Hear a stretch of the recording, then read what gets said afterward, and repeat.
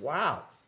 This is ഈ Sennheiser 450 HD SCയുടെ ഹെഡ്ഫോണിൻ്റെ പുതിയ ഇയർപാഡാണിത്. നമ്മൾ ഓൺലൈൻ വാങ്ങിച്ചതാണ്. ഇപ്പോൾ റീപ്ലേസ് ചെയ്തിരിക്കുകയാണ്. ഞാൻ അടുത്ത ഒരെണ്ണമുണ്ട്.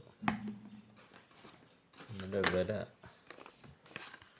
2000 ആണ്. പേപ്പറൊക്കെ വന്നിട്ടുണ്ട് കൂടെ. പക്ഷെ നമ്മൾ റീപ്ലേസ്മെൻറ്റ് ഓഫ് 627 ഓഫറിന് വാങ്ങിച്ചു.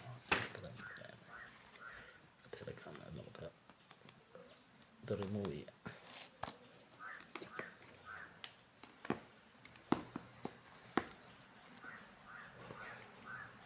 ഇത് റൈറ്റ് ആണെന്ന് ഇതിൽ എഴുതിയിട്ടുണ്ട്.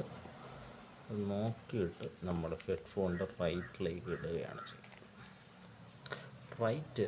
റൈറ്റിലേക്ക് ഇടുന്നു.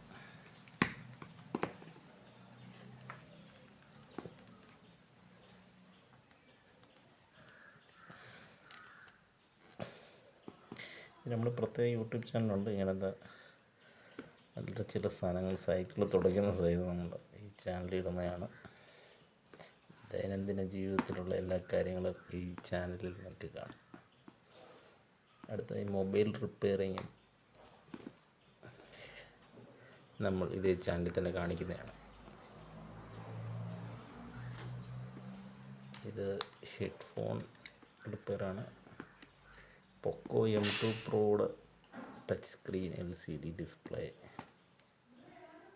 എങ്ങനെ റീപ്ലേസ് ചെയ്യാന്നുള്ളതും ഇതേ ചാനലിൽ നമ്മൾ കാണിക്കും.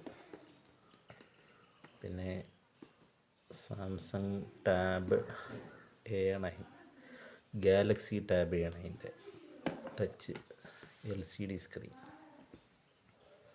റീപ്ലേസ്മെൻറ്റും എങ്ങനെയാണെന്നുള്ളതും ഇതേ ചാനലിൽ തന്നെ കാണിക്കും. ഇതിപ്പോൾ സെനൈസറിൻ്റെ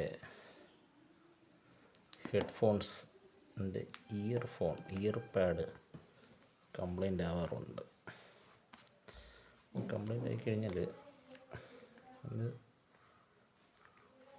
നമുക്ക് റീപ്ലേസ് ചെയ്യാൻ പറ്റും. ഏകദേശം അതിനെക്കാട്ടി നല്ല ക്വാളിറ്റിയുള്ള സാധനങ്ങളുണ്ട്. നല്ലതാണ് കാണിക്കുന്നത്. നമ്മൾ സ്ഥിരം യൂസ് ചെയ്യുന്നുണ്ട്. യാത്രയിലൊക്കെ ഇത് യൂസ് ചെയ്യാൻ വേണ്ടി ബെറ്റർ ആയിരിക്കും. നോക്കുക,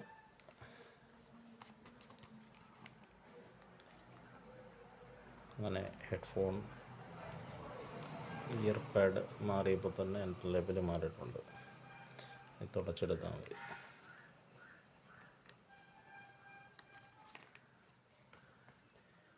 എല്ലാ എഡ്ജും അകത്തേക്ക് പോയെന്നുള്ളത് ഒന്നുകൂടെ വെരിഫൈ ചെയ്യുക. അതെല്ലാം എന്നുണ്ടെങ്കിൽ അത് ഇളകി പൊട്ടി വരാൻ ചാൻസ് ഉണ്ട്. പൊട്ടിക്കഴിഞ്ഞാൽ പിന്നെ ഇയർപാഡ് മൊത്തം മാറ്റേണ്ടി വരും. അടുത്ത നമ്മൾ ഒരു റൈറ്റിംഗ് പാഡാണ്. ലാപ്ടോപ്പിൽ കണക്ട് ചെയ്തിട്ട് എങ്ങനെ റൈറ്റിംഗ് പാഡ് യൂസ് ചെയ്യാം എങ്ങനെയാണെന്നുള്ള അടുത്ത റൈറ്റിംഗ് പാഡിൻ്റെ അൺബോക്സിങ് കാണാം അടുത്ത വീഡിയോയിൽ.